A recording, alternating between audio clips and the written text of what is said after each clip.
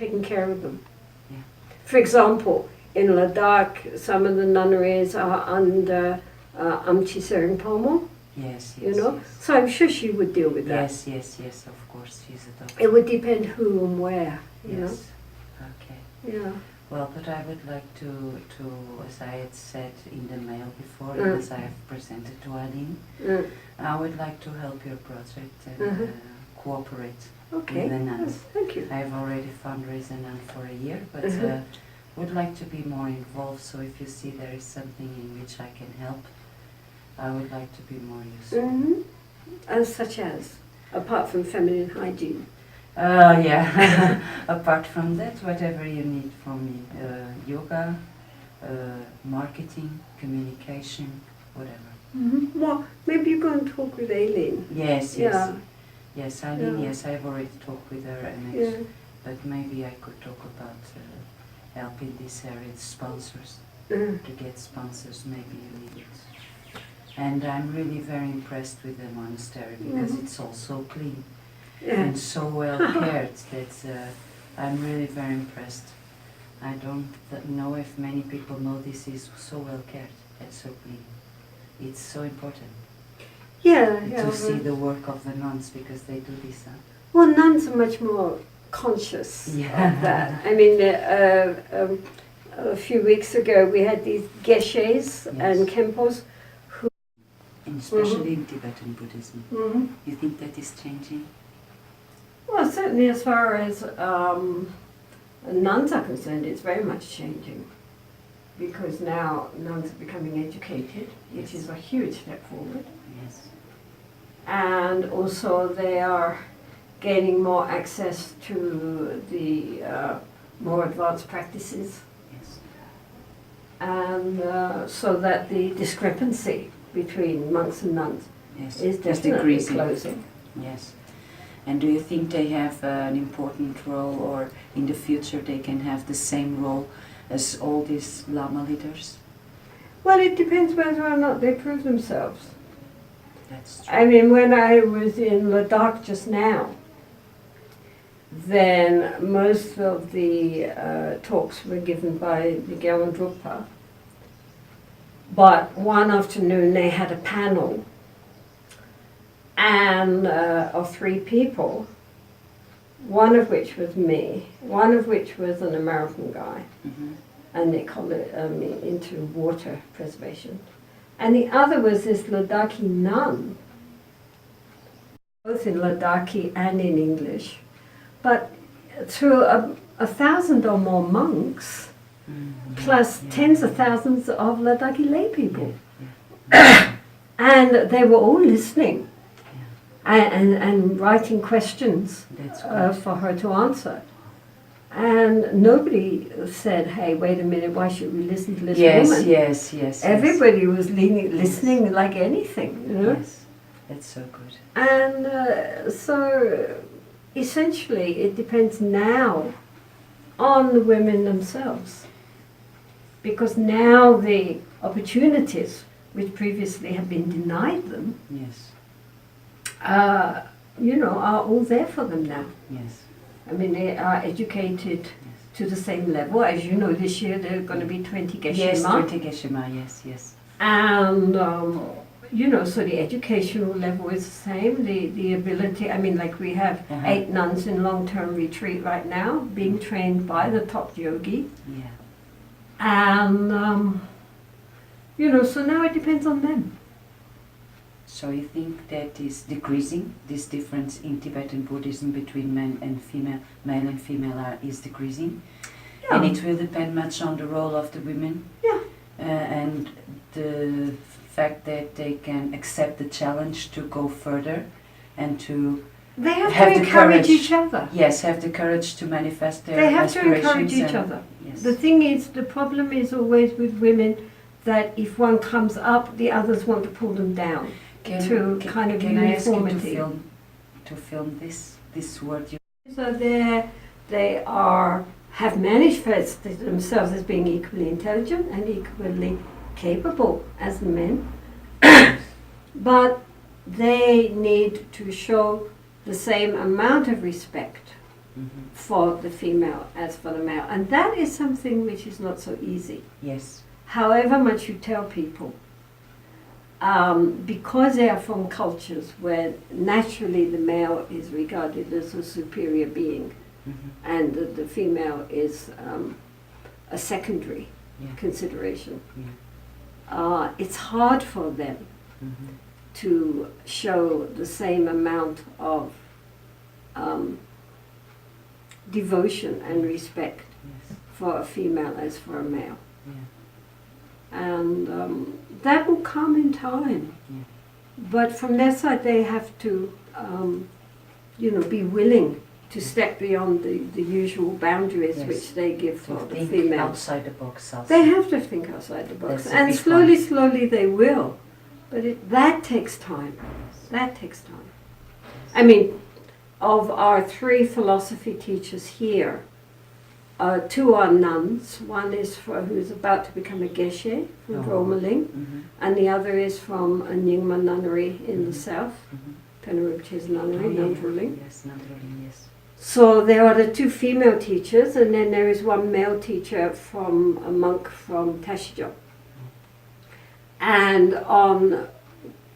the nuns all insist that they see them all equal. Yes, yes. But you can see even by their body language that they don't. Yes.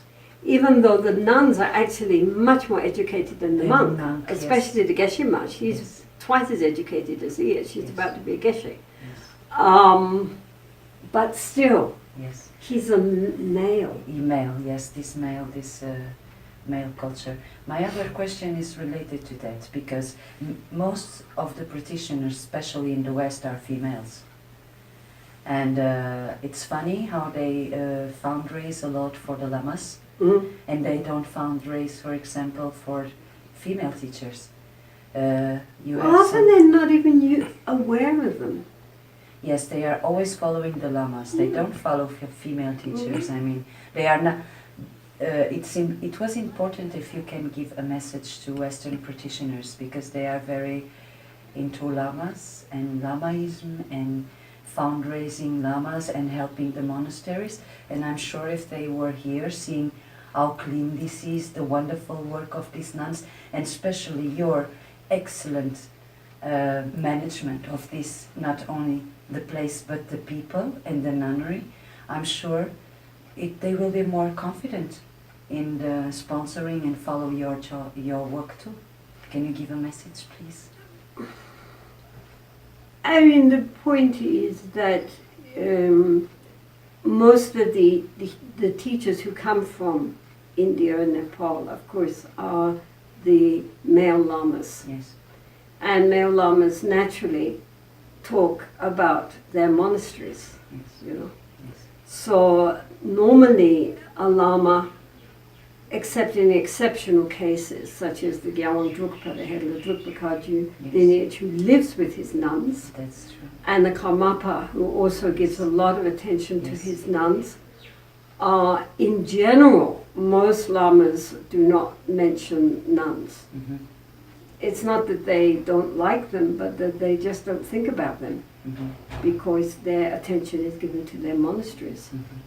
With the result that most people are not even conscious that there are nuns, or that the disparity between how the nuns live with how the monks live, which is still there for many of them, of the nunneries, are quite poor. The other problem for nunneries is that whereas every monastery has a lama to represent them, the nunneries do not have people to represent them. Who is going to represent them? Even if they are attached to some lama, nonetheless his main priority is usually his monastery.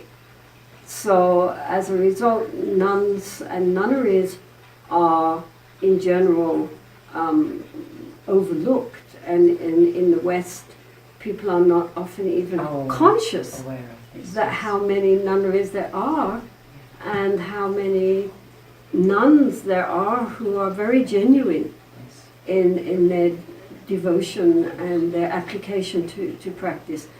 Also nowadays, because traditionally nuns were not educated,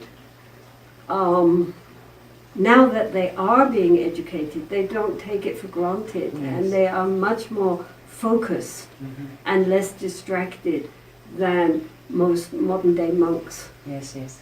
I think that people who come to nunneries are always moved by the devotion and focus of the nuns. They are not playing around with their iPhones and whatever during class Yes, and so that's forth. true. They are very focused and very, very dedicated to their studies and their practices.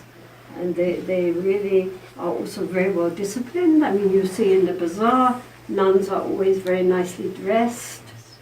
And usually, even if they're moving through the bazaar, they look like they've got a purpose.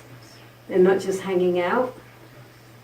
And in general, they are, nothing against the monks. I mean, because they're really very wonderful, beautiful, focused, dedicated monks too, of course. But as a bulk, I would say that you go to a nunnery and you feel the energy Yes. of their dedication Yes. Absolutely. very, very powerfully. Absolutely. And so, of course, they should be helped and encouraged because they are, in general, overlooked. And especially by women Yes, that's the who point. of it here. enjoy supporting men. That's I it, think in yes. India and in other countries, one reason why nuns have always struggled Yes. is because the main patrons Yes. were the women. And where you have limited resources, and are you going to give to the monks or to the nuns, then most women will give to the male. And as a result, the nuns have always had a struggle throughout Buddhist history. So it's also a cultural question. Very much so. Very much. I mean, cultural. even Shantideva in the Buddhacharita, his prayer for nuns is that they should get support. Yes, that's true. Because That's that's absolutely always been, an issue for them, just that the people don't see it as being so meritorious Yes. to support females as to support the males. That's really important, the work you are doing, especially for Westerns, because you are Western. And it's really amazing how you are a true example of devotion and practice. Well, honestly and truthfully, nowadays Himalayan nuns are doing much better than they were. I mean, it's not perfect, but it's much better. The people who are really overlooked nowadays are foreign nuns who do not belong to the Himalayan regions, Yes. like need Western support. nuns Yes. and other Asian nuns who join the Tibetan tradition but are not from the Himalayan areas, because they are absolutely lacking in support. Nobody wants to sponsor a Western nun. It's so much more romantic to sponsor a Tibetan monk Yes, yes. or even a Tibetan nun, Yes, but not a Westerner. Yes. She should be taking care of herself. yes. So it's this is now so much more what we are concerned with, is how many people ordain Yes. in the Tibetan tradition, and once they're ordained, they recognize they have nowhere to go. Yes. There's no support, no training. Yeah. You're completely on your own.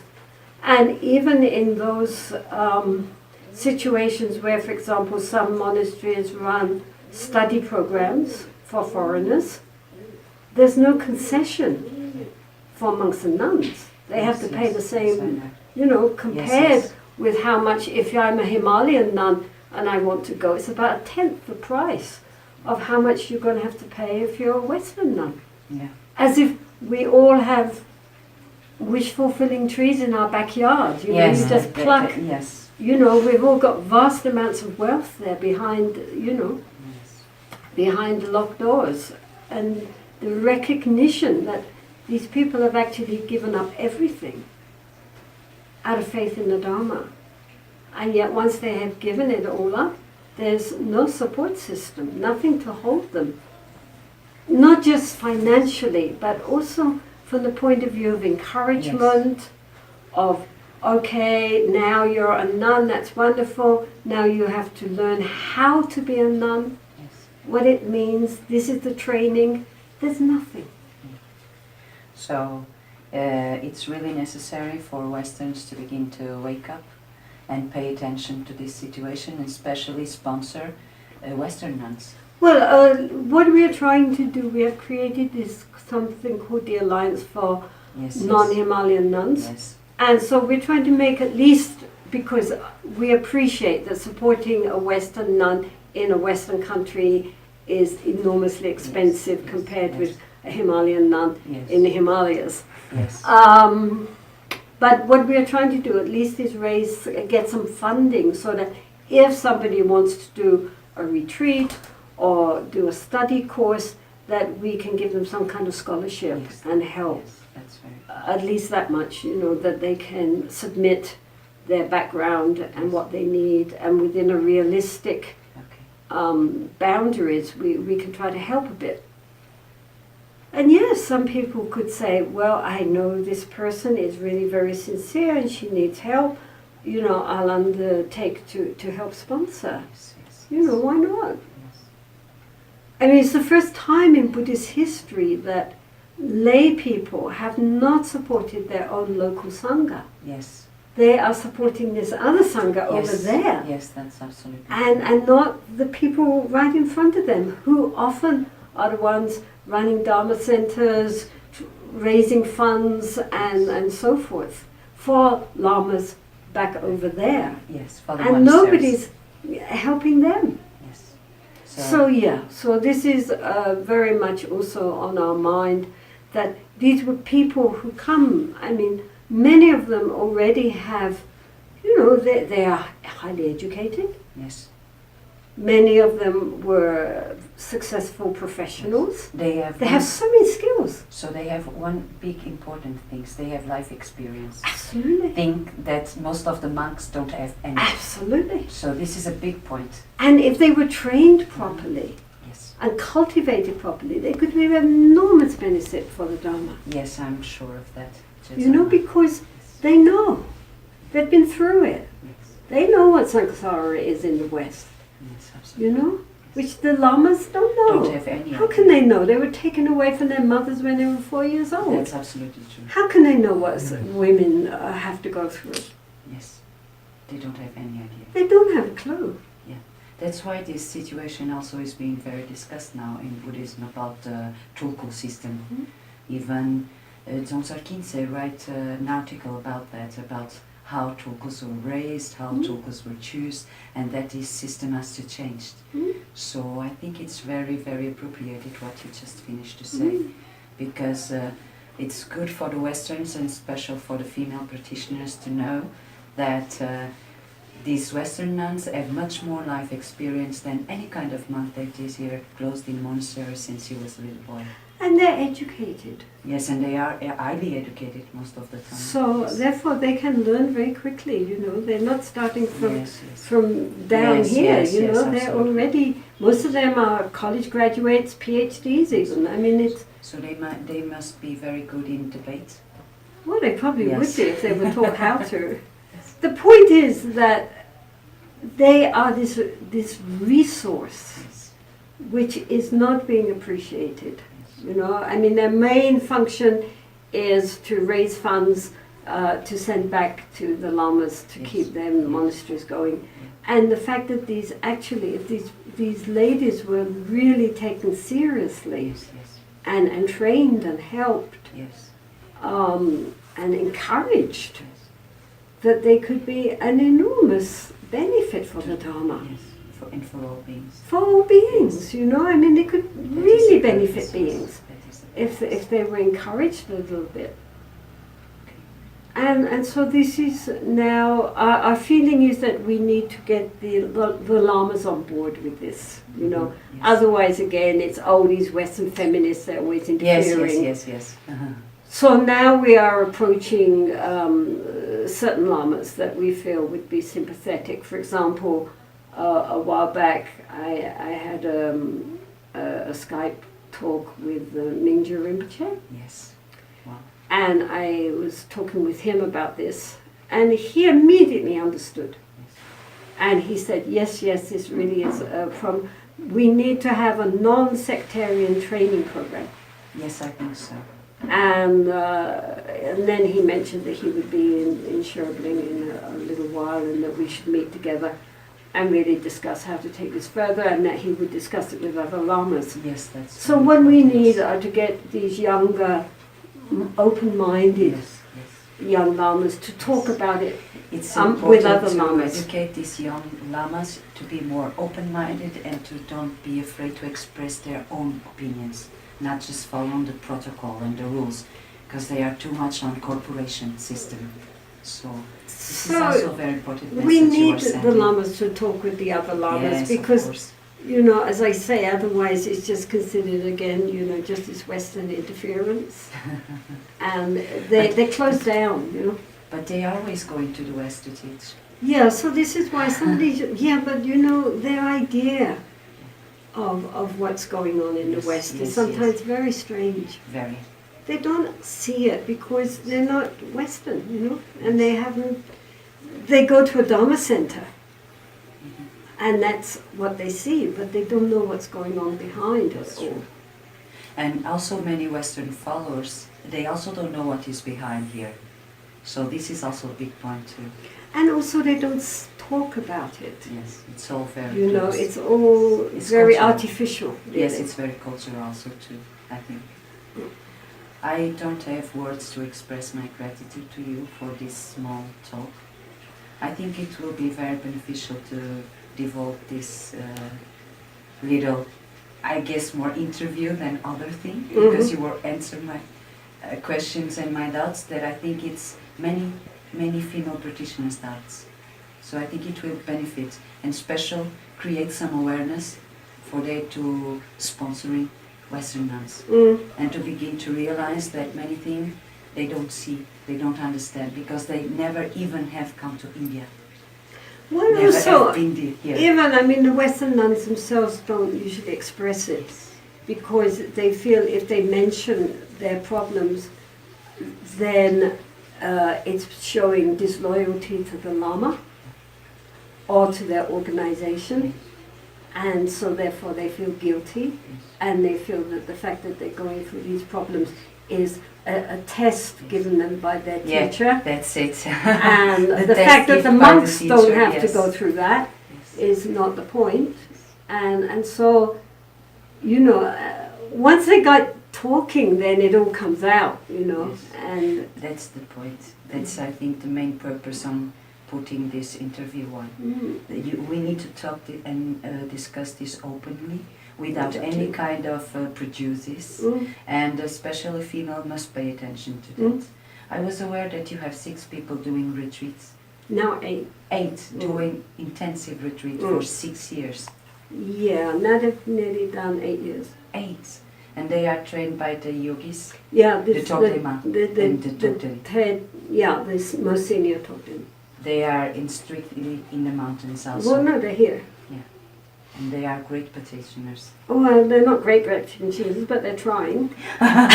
No, but at least compared to the worldly, they're they're totally dedicated. Dedicated to the practice. Totally dedicated. That's also, I guess, another thing that people don't know in the West, that in your nunnery, you have people doing strict retreats and guided by Tokden and Tokdema. It's really important because they are so focused in the practice, and most of people are not aware of this. So I would like to request your permission if I can film the place where they are in retreat. I mean, not the nuns, only the place, so people can have an idea. Which is there. Yeah, of what I'm talking about, because I really want to help fundraising your project. Yeah, sure. I mean, of course you can't go in, but you can see it from the outside. Yes. Okay. Yeah, I mean, they are very dedicated to the practice, and I mean, here they do it in 3-year batches, more or less. They do like 3 years, then they come out for a month. Yes. So that they can get a medical checkup and meet with the other nuns. Yes. You have also there a small clinic. Yeah, just here. Yes, it's wonderful. So Yeah. you can always check the nuns' health. Oh yeah, yeah. This is another thing that is very, very important because many monasteries don't have it. Yeah, no. I mean, we have very dedicated nuns who have taken some medical training. Perfect. In fact, one of them was, before she became a nun, she did a 6-month midwifery Yeah. That's wonderful. course. Wow. So she knows all about female. Yes. So whatever. female hygiene is not necessary here, or because No, because we have had That's wonderful. over the years again and again people come and give talks that's on wonderful. this. So the nuns are pretty clued in. So that's about wonderful. that. I must give you my compliments and congratulations. I mean, it's important because if you've got 100 women living together, they have to understand, Yes, of you know, course. how to keep themselves, That's you know, true. healthy and clean and whatever. Yeah, so I mean, we on the whole, I think everything's okay. We just had an outbreak of chicken pox, but that's been contained. I don't think I've heard a lot, so I just have to digest and put in practice and try to help as much as possible to Thank pass you, this Maria. message Yes, in the West yes. because it's really important. But you know, it's better than it was. I mean, when I first started going around talking about nuns 20 years ago, people really had not a clue. I mean, in East or West, people's reaction was, oh, nuns.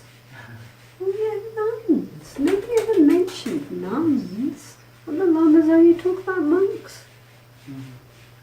Well, that's not true anymore. I mean, even in Dharma magazines, you see lots of advertisements and articles nowadays, and there are books on nuns. Yes. I've never seen the books on monks, that there are books on nuns. Yes, that's true. And so that nowadays people are much more conscious of them. I don't know how much more they support them, but they certainly are much more conscious that they exist. But as I say, my main concern now is this whole question of not just Western nuns, but also other Asian nuns, Yes, like yes. nuns from Taiwan and Korea and Vietnam who become Tibetan Buddhist nuns. And they have exactly the same problem. They have Yes. alienated themselves from their own tradition, Yes, even though yes, it's yes. Buddhist, and they're completely on their own. Alone, they are alone. They're Yes. completely alone. Nobody takes care of them, nobody supports them. One nun we met recently in Hong Kong, she had to go back to living in the house with her ex-husband because she had nowhere to live. Yes. And, you know, no one is taking care of them. Not only financially, as I say, Yes. that's bad enough, Yes. but psychologically, Yes. They spiritually, don't give support. no one's taking care. They don't know where to go for teaching. If they try to take a course, it's too expensive. You know, they can't afford even to go into retreat. Yes. It's So just they're- not good enough. So their teachers don't support them. No. Because again, the lamas assume if you're Western or if you're Asian, you have private sources of income. Because people, you know, you want to go and see your lama, so you work very hard. You get some money. You come to India. Yes. You make offerings to the lama, and you don't mention that you've been working your guts out Yeah. to get this money. Yes. All he sees is that you can afford to come here, you stay here, you make offerings. Obviously, you're very wealthy. Yeah, I understand. And you're not going to say, actually, Rinpoche, I've got no money at all, I'm Yes, just I've offering worked this hardly because... to be here just to see you. I mean, so they don't know. Yes. They don't know. I'm not aware. I met this lovely lama in Tibet. He's the abbot of a nunnery there, a yogini nunnery there. Oh, great. And he said, you know, I am so ashamed to admit that when I first saw Western nuns, I thought, donor, sponsor. He said, that's my first thought. If you're not Tibetan, you're a potential sponsor. He said, I didn't know. He said, now I feel so ashamed that that's what I thought. And he also said, you know, really, I now, when I finish, he was building a temple for his nuns. When I finish that, I'm going to give all my time to helping with this, helping Western nuns, Yes. you know, to.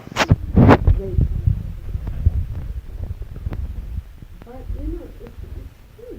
You know, when you see a Western face or an Asian face, which isn't Tibetan, all they think of is dollar signs.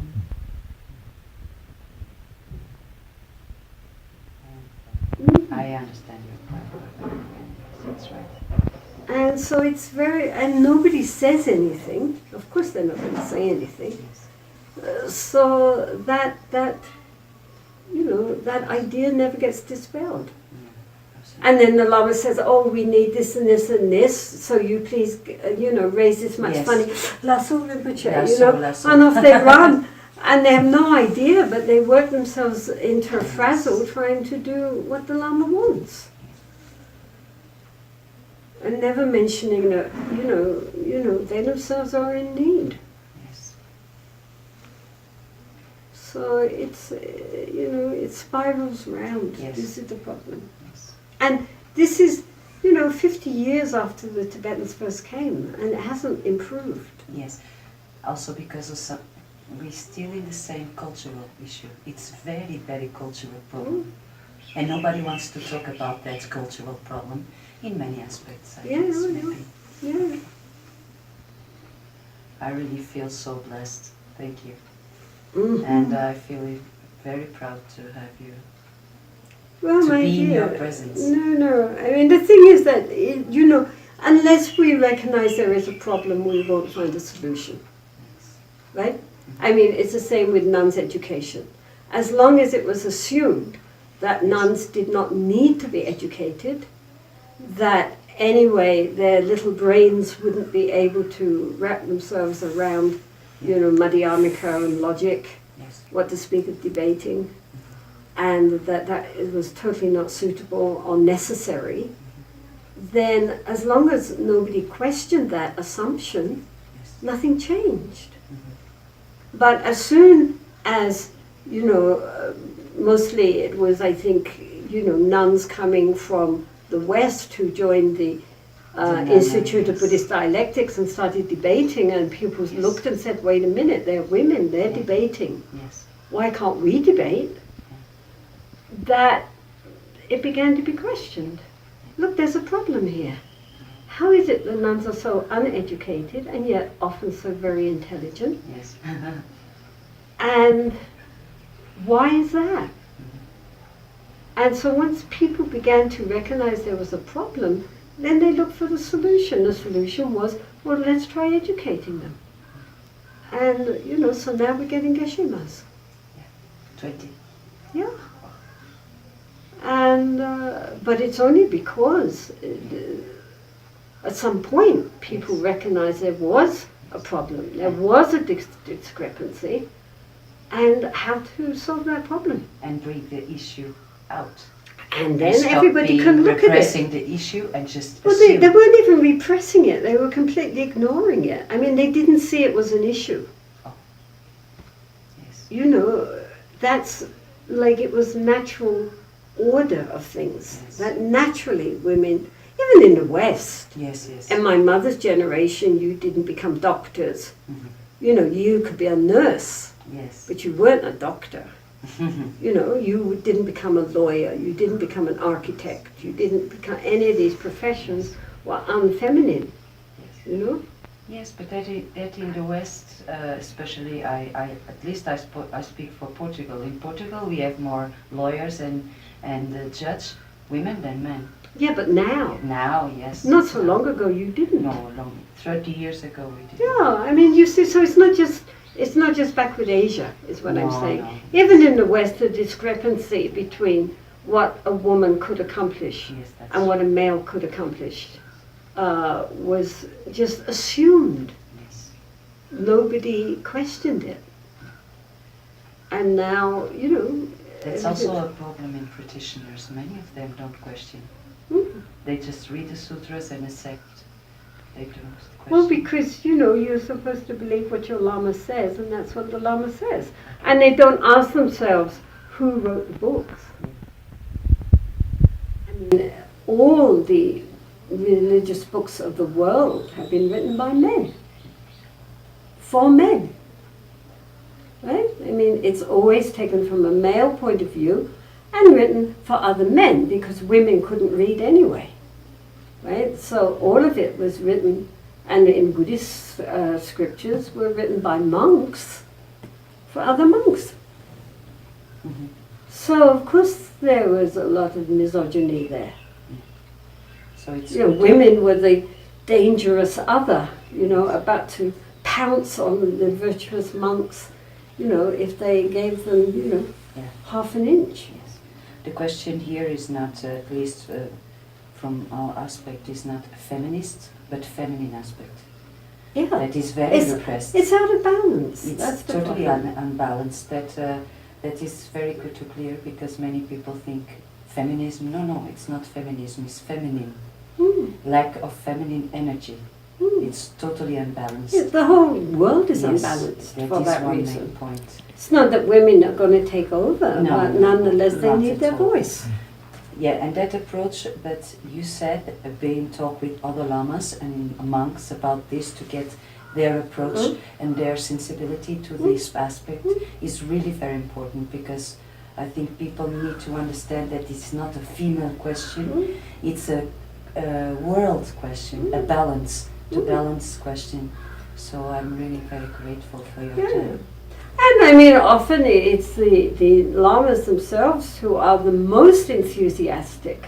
Yes. I mean, for example, the Gyalwang Drukpa, you know, he's of course taught all his nuns kung fu. Yes, yes. But they also do dragon dances, Yes. they do lama dances, Bike. they do all the bicycling, Yes, the you know, bicycling, thousands of yes. miles. Yes, that's amazing. And Great job. what he's trying to do is to raise their confidence so that they can prove to themselves, as well as prove to everyone else, that there's nothing they are not capable of. Yes, of You course. know, and that they are very strong, but very sweet, very nice. I mean, they're lovely nuns. It's not that they're all macho. They're but they have that inner confidence because they have been, you know, and proved capable. Yes. That is also a big point, because sometimes in Buddhism, many practitioners think that have inner confidence is not good because it's ego. There's a big misunderstanding in this point. Shantadeva said there is a big difference between pride and arrogance, which is, of course, you know, a negative emotion, and self-confidence, which is essential. Yes. Unless you believe in yourself, how are you going to move? That's absolutely. How you can put things in action if you don't trust in yourself. Yeah, the first thing is to really believe you can do. Of course. Thank you. And I mean, that requires an ego, but it requires an ego which is a very well balanced, happy, confident ego. Yes, that's true. And just thinking, no, I'm stupid, no, I can't do anything, no, I've never been able to do anything, No, it's not, my karma. it's not non-ego. It's just negative, painful ego. But often that is much bigger Yes. than a happy, confident ego, Yes. which therefore doesn't have to worry and is thinking of benefiting others. Yes. Thank you for So, clarifying. what women need, and nuns also, is this ability to really believe in their own potential and encourage others. Yes, that's true. Thank you so much for encouraging me, Yeah, because my you love. inspire me a lot. Oh dear. And all that I'm doing is because of your inspiration, because the project starts when I meet you in London. That I decide to go on with it. And maybe it was really interesting, I don't know if you think it's a good idea, to do some kind of film documentary about your work. about your nunnery? I'm about not your sure nuns? we need anything. Not now. now. Maybe Not in the now. future some Maybe point. next year, in Or the some end of point. next year or some Who point. knows? Yes. I'm not saying yes or no at this point. Okay. But I think my Anika would love, Anika would love to do that. And I think it's very important for this balance between feminine and masculine aspects. So people can see what nuns and the female aspect can also realize and do. It's really important. Well, one thing can be said for well, certainly, I mean, our nuns, and I would say the Drukamitaba nuns, is how well they get on with their respective monasteries. The Drukamitaba and the Drukpa monks who usually live in Darjeeling, you can see that they're brothers and sisters, you know.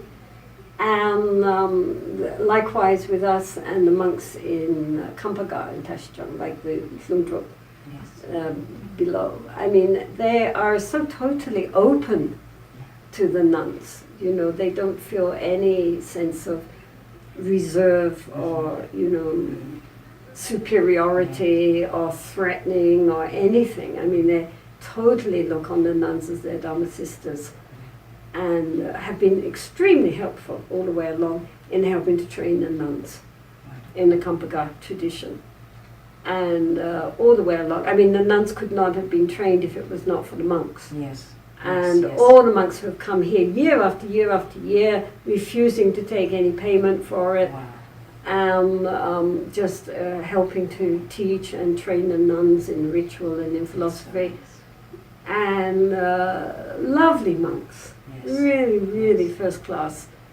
And I mean, from my heart, I'm very, very grateful to the Kampaka monastery. So it's not that, as you said, I mean, it's not that there's any kind of friction here. No. It's balance. Balance. No feminism. Feminine. Yeah. Feminism and feminine are very different things. Yeah, I mean, we're not against anybody. Yes, that's true. We are just trying to reach a balance. Yeah. That is important for all beings, even animals, even the planet, everything. Absolutely. That's the point. Yeah. Thank you, Yeah, my Jetsunma. dear. I really don't want to bother you with questions. With Yeah, so where are you staying nowadays? I'm staying in Portugal. I'm just here in India until 4th. Okay. Then I go to Kathmandu, I go to Nepal, and then I go back to Portugal. Okay. And I would love to invite you to come to Portugal next time we go to Europe. I really like to organize your Yeah, everyone says Portugal is very nice. Yes, you should go there to see it. Yeah. my nephew, who was living for many, many, many years in Zambia. When he retired now, has moved to Portugal. Because he said, for one thing, Africa is too difficult now. And he loves it there. You know, I mean, not only is it nice climate and beautiful, but the people are so friendly and open. People are very friendly, yes. And you have everything you need. It's very small. And doesn't seem to have too many Safe internal place. problems. Yes, no, safe place. That's what So he's very, very happy there. And also he's a wildlife photographer. So he's finding lots of birds and animals and things to photograph. Yes, you have wonderful nature there also. So he's really having a lovely time there. So we hope we have the merits to have your presence in Portugal. Well, if and when I go to Europe again, I will certainly think about Portugal. I've never given it much thought up until now, but why not? Thank you.